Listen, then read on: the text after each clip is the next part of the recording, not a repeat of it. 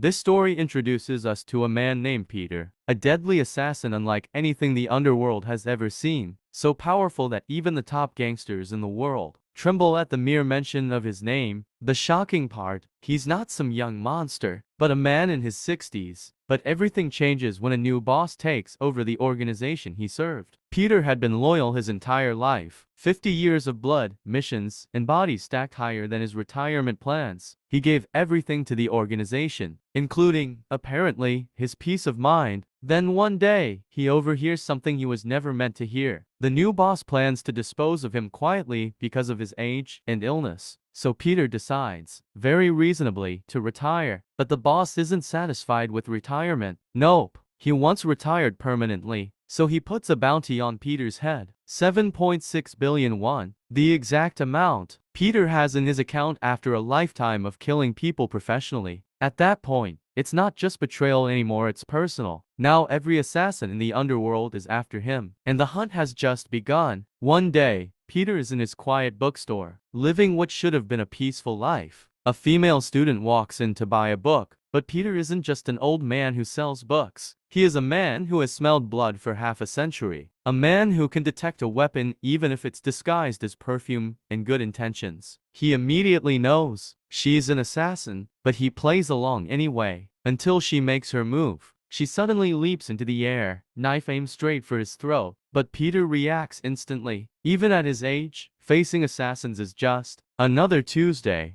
Just when he seems to have the upper hand, boom, two more assassins emerge from hiding with guns. They open fire without hesitation. Peter dodges, but one bullet still lands in his abdomen. Blood spills from his torso as the room turns into chaos. Bullets tear through everything like the world's worst renovation project. He fights back, but he's overwhelmed. Soon, he's cornered in a small room after taking a brutal hit. The final assassin walks in to finish it. But Peter doesn't panic. Instead, he throws a flashbang. Boom! Smoke fills the room, and when it clears, Peter is gone. The assassins are furious, and they begin hunting him again. Outside, the streets are drenched in heavy rain. Just water falling like the world is trying to erase something. In a corner beside a building, Peter lies on the ground, bleeding, barely alive. For the first time in his life, he isn't thinking about missions or enemies. He's thinking about everything he lost. He served the organization his entire life, risking his life,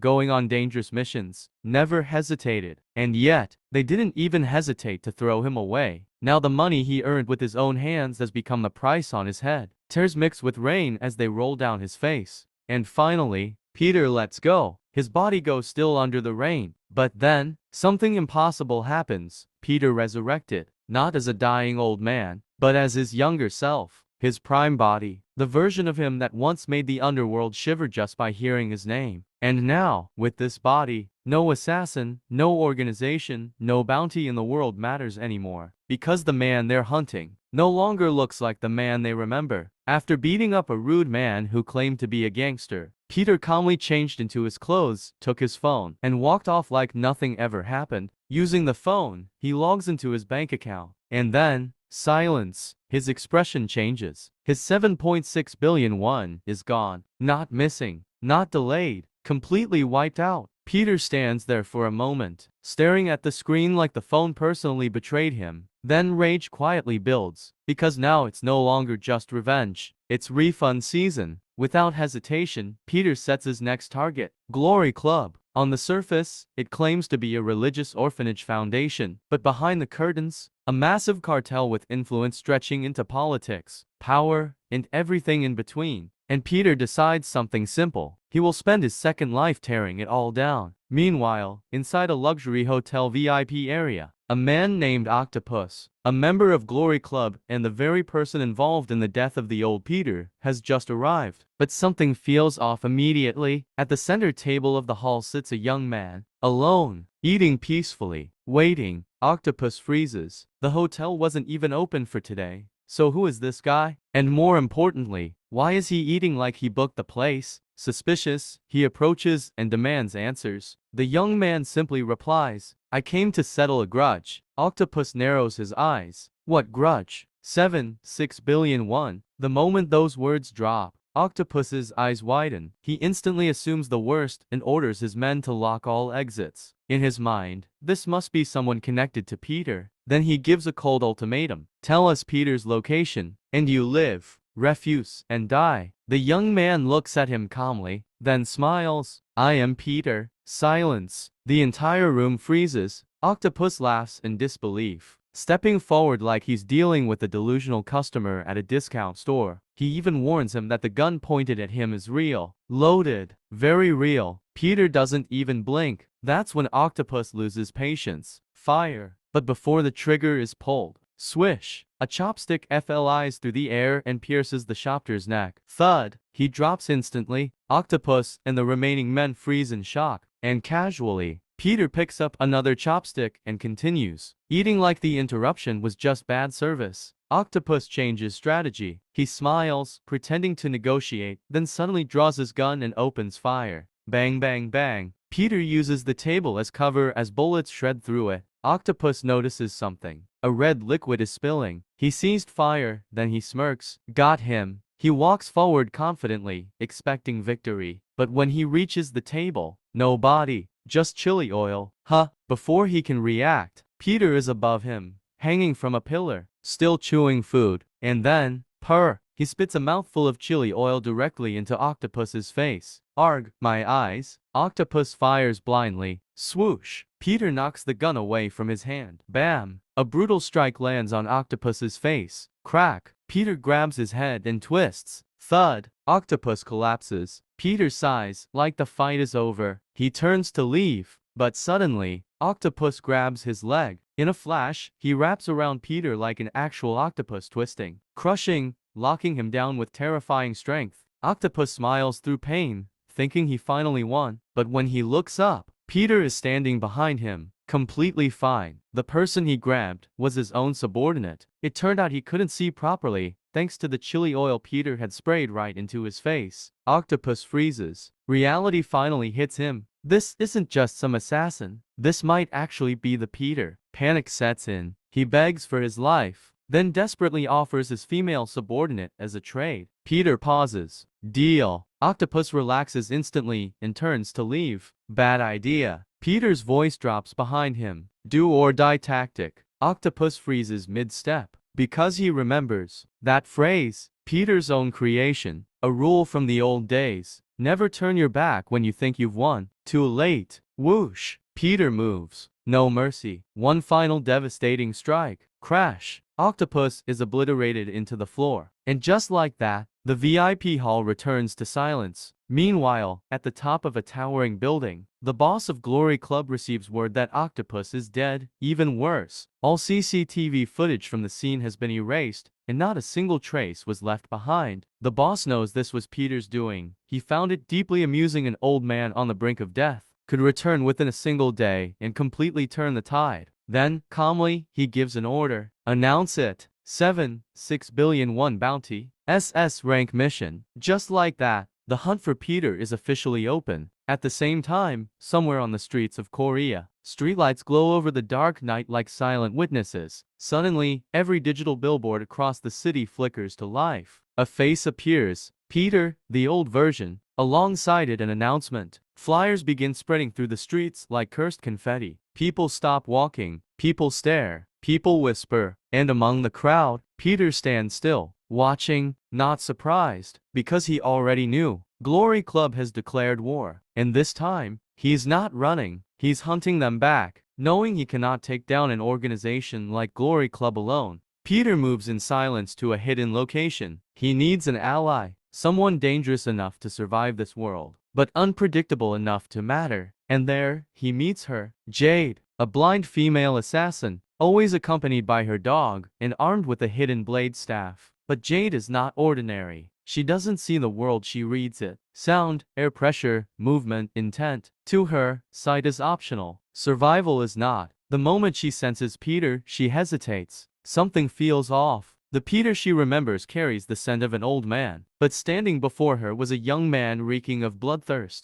Doesn't match that memory, so she attacks. Fast, precise, beautifully lethal. Every strike calculated, not brute force, but artistry. But Peter calmly deflects everything, not even breaking a sweat. Eventually, the tension settles. Peter explains everything. At first, Jade refuses to believe it, but slowly, piece by piece, it starts to make sense. Still suspicious, she reaches out and touches his face repeatedly, as if confirming reality through touch alone. Just to be sure, she mutters. Then she pauses. So you really don't know how you became young again? Peter shakes his head. No idea. That disappoints her more than she expected, because clearly, she also wants to return to her youth. Finally, Peter reveals his plan. He will infiltrate Glory Club, not as Peter, but as a completely new identity, a killer within the system. The problem, to become a killer under Glory Club, you must come from Yongwang Orphanage. Everyone knows the old Peter came from there, but the young Peter, he's a ghost with no records, no history, no entry point. But Peter already has a solution, and whatever it is, it definitely won't be normal. The next day, Peter enrolls in Shinyangwang High School, a facility owned by the Orphanage Foundation. He enters under a new identity, with a fake name, Sunggu Kim. On his very first day, the female students are already whispering,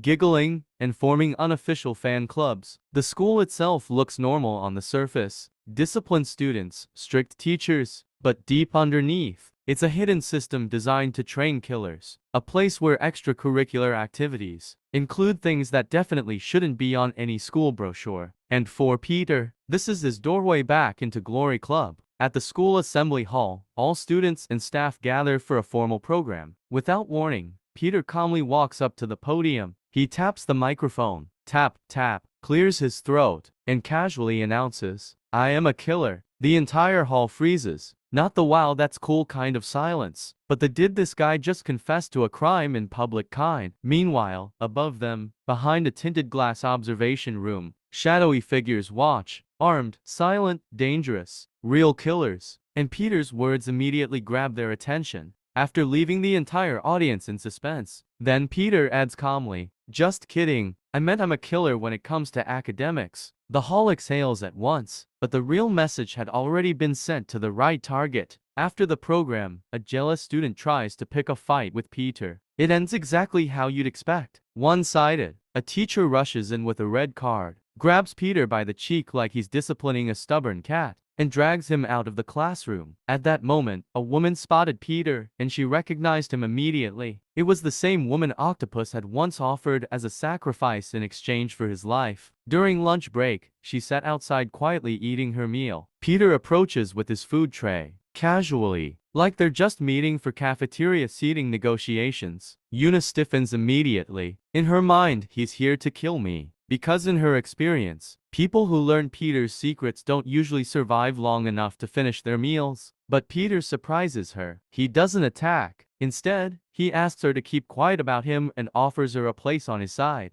A recruitment pitch delivered with all the energy of someone ordering lunch. Before she leaves, Peter suddenly calls her by her real name, Yuna. She freezes. Because she never told him, her brain starts buffering. But before she can get an answer, Peter is already gone, like he never stood there at all. The next day, the school begins evaluating Peter's abilities. First test, a race. He wins effortlessly. Next, an eye test confirmed perfect 20/20th vision. Third test, knife skill. He is asked to slice an apple cleanly. Instead, he calmly carves a perfect rabbit shape inside it. An art exhibit, but unknown to everyone. From the shadows, a figure watches, observing Peter closely. Outside the school, a group of students were bullying a teacher. To make things worse, one of them snapped a humiliating photo and threatened to post it online. Just as the situation escalates, Peter happens to walk by. And of course, peace ends immediately. He steps in. The students get angry. One of them swings first. Peter dodges effortlessly like the attack was a polite suggestion and counters, without even looking stressed, sending the boy crashing to the ground. Another student tries to sneak in from behind with a brick aimed at Peter's head.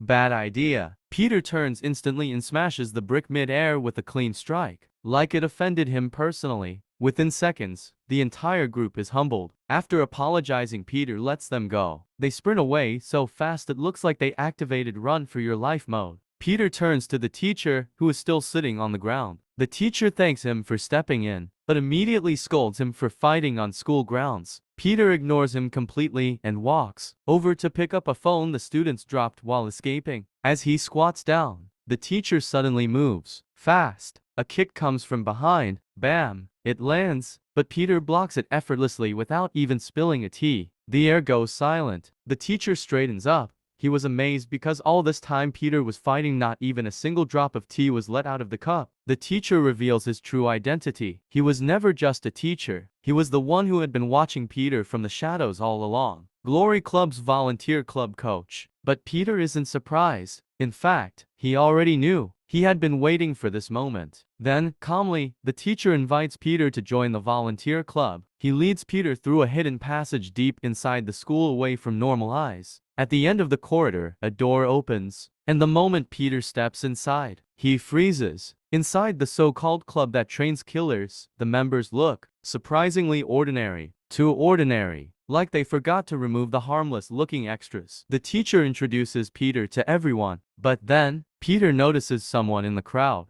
Yuna. She's just as shocked to see him there as he is calm about seeing her. Peter turns to the group and gives a short introduction, but internally, he's already judging them. To him, they look like poultry farm trainees trying to act dangerous. Finally, two intimidating students stepped forward. The first was the lean and agile Biggie Doggo, known for his incredible speed. Beside him stood his younger brother Junior Doggo, known for his monstrous strength. They're angry, not because of Peter personally, but because an outsider has been brought into a system that should only belong to Yongwang orphanage graduates. The teacher ignores their protest and tells them to welcome the newbie. That was obviously a bad idea. Instantly, both Doggo brothers attack. They leap in with weapons. Smack! The strike lands, but Peter blocks it effortlessly. As the fight continued, he realized the two students were actually admirers of the legendary old Peter. Amused, he decided to hold back without throwing a single serious punch. He evaded every attack until they were completely exhausted.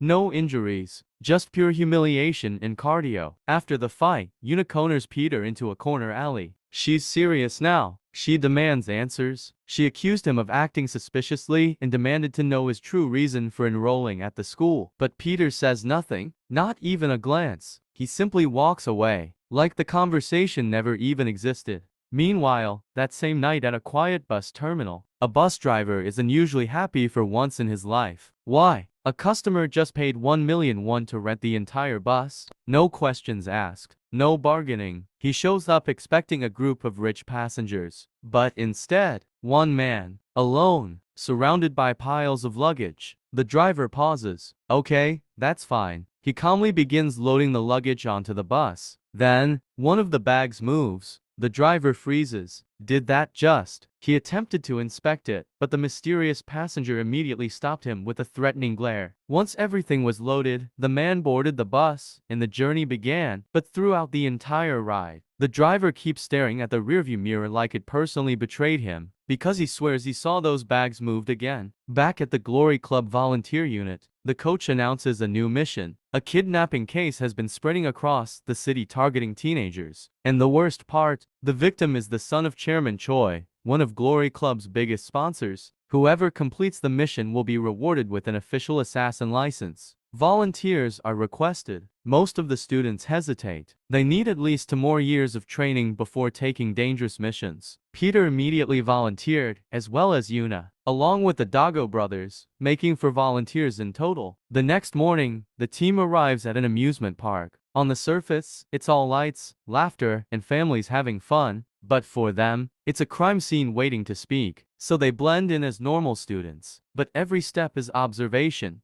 Yuna quietly breaks away from the group. She sits alone on a bench and checks her phone. Then, a signal appears. AirPods detected. Named Yoon Choi, Chairman Choi's son. The signal leads her straight into a women's restroom. She hesitates, then enters. Inside, everything looks normal. A woman faces the mirror calmly, applying makeup like nothing in the world is wrong. Yuna approaches politely and asks about the AirPods. But the moment she speaks, chaos. The woman screams. Her boyfriend storms in immediately. Yuna is accused of sneaking in and trying to steal the AirPods. Before she can explain, the boyfriend grabs her and slams her against the wall. He swings, but Yuna reacts instantly, dodging, flipping behind him, and locking him into a chokehold mid-motion. For a second, it looks like she might finish him, but she stops, calms down, and releases him. Her goal isn't violence, it's information, and she gets it. Moments later, she reunites with the team and reports everything. Based on the victim's last known location, all signs point to one place, the haunted house. Without hesitation, the team heads there at once. The moment the team steps into the haunted house, its eerie atmosphere sends chills through everyone except Peter. For the others, it feels like a nightmare waiting to happen. Then suddenly, Peter stops. Something feels wrong. The air, the silence, and before he can react, a thick smoke suddenly floods the room. Within seconds, everyone collapses. The mission has just begun. Meanwhile, at the Killer Volunteer Club, the coach rushed in trembling. He had just learned the true identity of the kidnapper. Realizing how dangerous the situation had become,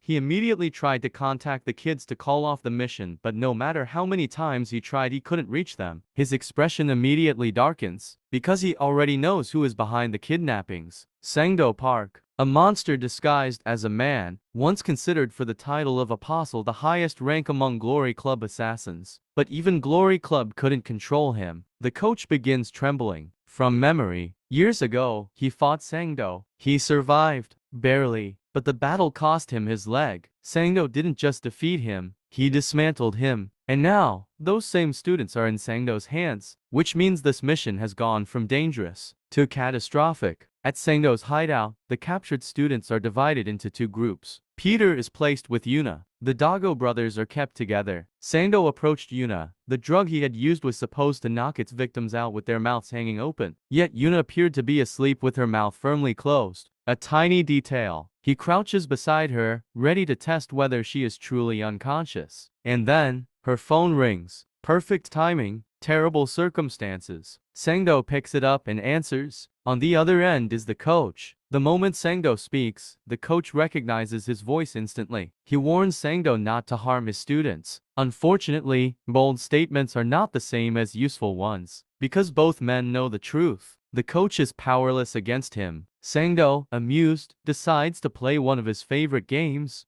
He calmly explains the rules. By the time the coach arrives at the hideout, he must guess how many of the students' legs are still intact. If he guesses correctly, Chairman Choi's son will be released. If he guesses wrong, well, that part can wait. The coach goes pale. Because he knows Sangdo never makes empty promises, the game began. After ending the call, Sangdo suddenly heard a faint voice from the other room. Without hesitation, he left Peter and Yuna behind and headed toward the Doggo brothers. The moment he was gone, Yuna opened her eyes. She had been pretending to be unconscious the entire time. Peter, meanwhile, was still lying there with his mouth wide open. Assuming he was genuinely affected by the drug, Yuna removes her shoe to wake him the old-fashioned way with her feet. But just as she stretches out her foot, Peter opens his eyes, perfectly alert. Peter recognized the sedative the moment it was used and perfectly played along. Yuna asked Peter to watch her break free from her restraints and copy. But before she can begin, Peter casually lifts his hands, already free. He had been fully prepared to attack Sangdo the instant things went south. Now free from their bindings, it was finally time to complete the mission. Sangdo enters the room where the Doggo brothers are being held. Unlike most captives, they don't look frightened at all. If anything, they look excited. They boldly tell Sangdo to prepare himself for the beating of a lifetime. Sangdo, amused, decides to indulge them. After all, he loves games. He reaches behind his back and reveals a beautifully crafted short blade. Then he lays out the rules. If the Doggo brothers defeat him, he will grant them whatever they want. But if they lose, each of them must surrender one leg. A perfectly normal wager, absolutely reasonable. The brothers accept immediately. No hesitation, no second thoughts. To make things fair, Sangdo tosses one of his blades to them. Biggie Doggo catches it and charges forward at once. As the school's fastest fighter and top knife specialist, he believes victory is well within reach. Steel clashes. Clang, clang. The sound echoes throughout the room, but mid-fight, Biggie realizes something is very wrong. The blade Sangdo gave him is completely dull, not a single sharp edge. A fake weapon, so much for fairness. Sangdo's idea of sportsmanship is apparently deeply flawed. Just then, Peter and Yuna arrive. Biggie immediately tells them not to interfere. To him, defeating Sangdo is a personal challenge, and there's a reason for that. 10 years ago, the Dago brothers endured the orphanage's final survival trial. The Hell Period. 181 children were abandoned in an isolated forest. No food, no water, no help. Only a pistol and one bullet each. In a wilderness crawling with deadly beasts. Some used their bullets to betray others. Some used them to end their own suffering. But the Dago brothers refused to give up. They fought until the very end, and when it was all over, only two survivors remained. Them. Later, they learned about a legend, a record that had stood unbroken for 58 years. When Peter was their age, he had completed the Hell Period without ever using a single bullet. That feat became the gold standard. And since then, the Dago brothers have devoted their lives to reaching that same level. And Sangdo, he is simply the obstacle standing in their path. With renewed determination, the brothers launch a coordinated assault. Junior Dago uses his monstrous strength to lock Sangdo in place. At the same time, Biggie leaps into the air, ready to deliver the finishing strike. For a moment, victory seems possible, but Sangdo reacts instantly. He catches Biggie's arm just before the attack lands and prepares to sever it. Biggie drops his knife. Junior catches it in midair and thrusts forward. A brilliant counter, except Sangdo shatters the blade into pieces with his own weapon. Just like that, the room falls silent, because Sangdo's short sword is no ordinary blade, faster than a knife, thicker than an axe, and built purely for domination. But his real weapon isn't the sword, it's his skill, eskrima, and a rank mastery. The brothers make one final desperate charge. This time, Sangdo stops playing. In a single blur of movement, it's over. Both brothers collapse to the floor unconscious. Defeated, Sangdo stands over them calmly. He never intended to kill them, but a deal is a deal, and according to the rules of his twisted game, he has earned one leg from each. Just as Sangdo raises his blade to claim his prize, Peter steps in. Calm, unshaken, and completely done with Sangdo's nonsense, he proposes a new wager, a bigger one. Instead of the Dago brothers' legs, Peter stakes his own life. The room falls silent. Sangdo grins a wicked, delighted grin. Now this is the kind of game he enjoys. He accepts immediately. Then, pretending to be fair, he tosses Peter a dull, sharpened in name-only blade. A gesture so generous it practically deserves sarcasm. Peter doesn't even bother picking it up. Instead he casually grabbed a metal tray. Apparently, Peter looked at a cafeteria tray and thought, yes, this will do nicely. Meanwhile, the coach races toward Sangdo's hideout. His car tears down the road as old memories flood back. The last time he faced Sangdo was at a casino. The very day Glory Club decided to eliminate him, Sangdo had become too dangerous, too unstable, too uncontrollable. So Glory sent 5 B-rank killers after him, all equipped with industrial saw weapons. It sounded like overkill. It wasn't enough. Because once the fight began, Sangdo unleashed absolute carnage. Blades flashed, limbs flew, chaos reigned. And by the end of that night, the coach had lost his foot. That memory still haunts him, which is exactly why he's driving like every red light personally insulted him. Back at the hideout, Sangdo can't stop laughing. He assumes Peter intends to use the tray as a shield. And honestly, that seems ridiculous. So, naturally, he attacks immediately. He lunges forward with explosive speed. First strike, Peter dodges. Second strike, Peter blocks with the tray. The metallic clang rings through the room. Sangdo frowns. Being blocked by kitchen equipment is not good for his ego, so he decides to end it in one blow. He gathers his strength, leaps into the air, and brings his blade down with devastating force. Slash! The tray splits perfectly in two, so precise it nearly takes Peter with it. Sangdo lands and smirks. To him, Peter's shield is destroyed. Fight over, or so he thinks. Peter calmly examines the two halves of the tray. Then he grips them tightly and crushes the edges inward. That was his plan all along. By slicing the tray, Sangdo had unknowingly forged Peter to razor-sharp improvised blades. Sangdo is visibly surprised. Though he refuses to admit it, he quickly removes his suit jacket and hurls it at Peter, using it as a distraction. Then he charges, fast, relentless. His blade tears through the jacket in a frenzy. Slash, slash, slash. Sangdo grins, convinced he has cut Peter to ribbons. But when the fragments settle, hold up, where did that pillow come from? Sangdo has just been fooled. Peter is nowhere in front of him. He's behind him, already striking. Sangdo jerks back at the last possible second. The attack misses his neck. but not entirely. A thin line of blood appears on his hand. For the first time, Sangdo's confidence wavers. Who exactly is this man? He barely has time to think, because Peter is already on him again. The clash of metal echoes violently through the room. Peter attacks with impossible speed and machine-like precision. Every strike is calculated, every movement flawless. He doesn't fight like a student. He doesn't even fight like an ordinary assassin. He fights like a legend reborn. And for the first time in a very long time, Sangdo begins to understand that he may have picked the wrong opponent. Just when victory seems within Peter's grasp, slice! A blade grazes his cheek. A thin line of blood appears. Sangdo smirks, because hidden within the base of his heavy kukri is a second weapon to slim, razor-sharp blades concealed inside. The moment he discards the massive outer sword, everything changes. No longer weighed down, Sangdo moves like lightning unleashed. In an instant, one of the blades is already aimed straight at Peter's eye. Peter reacts immediately, parrying at the last second, but Sangdo gives him no room to breathe. Swish, swish, swish. The twin blades flash relentlessly through the air, a storm of steel. Then, just as Sangdo prepares to deliver the finishing blow, he stops. His arm freezes mid-swing. The blades slip from his fingers and clatter to the floor. He stares at his hands in disbelief. They won't move. He can't feel them. And then he realizes what happened. While Sangdo was focused on attacking, Peter had been methodically slicing the exact muscles, nerves, and tendons needed to disable both of his hands. At that moment, Sangdo no longer sees Peter as merely a man. Standing before him is something far more terrifying. A predator. A tiger. Earlier, Sangdo mocked Peter's tray, calling it useless against his sword.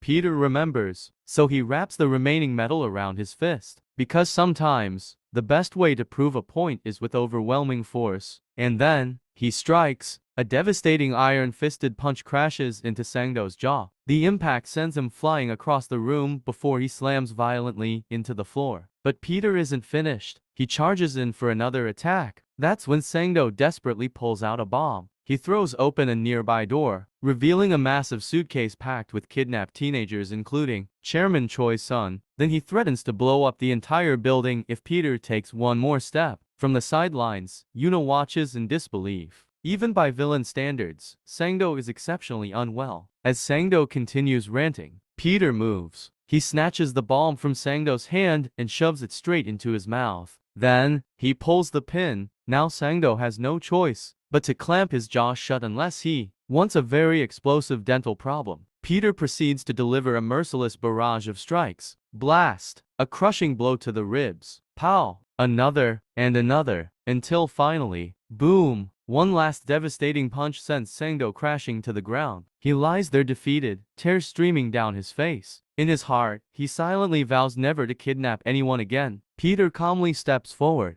"Good job," he says, then casually reinserts the pin into the grenade. A level of confidence that should honestly be illegal. Even then, Peter doesn't seem entirely satisfied. And that right there is why the world's most dangerous criminals fear the name Peter. Sangdo drops to his knees, begging for mercy. But even now, his ego refuses to accept defeat. Instead, he begs for a draw. At that exact moment, the coach bursts into the room, ready for the worst. But he freezes instantly, because the man lying broken on the floor is not the unstoppable Sangdo he once feared. All of the kidnapped teens are rescued safely. Not a single one is harmed. As for Sangdo, he is stuffed into a suitcase and sent straight to Glory Club headquarters. A fittingly humiliating exit. The coach lets out a long, relieved sigh. The man who ended his career as a killer has finally been brought down. Still, one thing doesn't add up. He looks at the Dago brothers and struggles to believe they were the ones who defeated Sangdo. And he's right, they weren't. But Peter has no intention of revealing his true strength. So he allows everyone to believe the official story. With that, the mission is complete. The next day, they were awarded an official assassin licenses, but the Dago brothers weren't happy. After they had defeat an S-rank killer, they expected a rank if not higher.